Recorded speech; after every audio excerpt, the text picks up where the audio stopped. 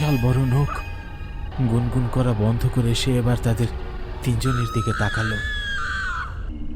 বহুদিন পর কোনো মানুষের দেখা পেলাম। আজ তোদের রক্ত দিয়ে আমি বহুদিনের ক্ষুধা মিটাবো। এই বলে সে প্রেত জোরে জোরে হাসতে লাগলো আর তার বিশাল বড় বড় হাত বাড়ালো তাদের দিকে। এমন সময় শিমুল তার কাছে থাকা লাইটার দিয়ে পাশে থাকা একটি শুকনো গাছের ডালে আগুন ধরিয়ে দিল।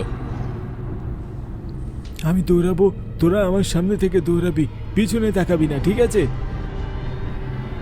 শিমুল আর নাজমুল তার কথাগুলো শুনে দৌড়াতে থাকলো। পেছন থেকে প্রেত জোরে জোরে চিৎকার করছিল আর হাত বাড়াচ্ছিল, কিন্তু আগুন থাকায় সে সামনে এগোতে পারছিল না। তোরা দৌড়াতে থাক, আমি আসছি।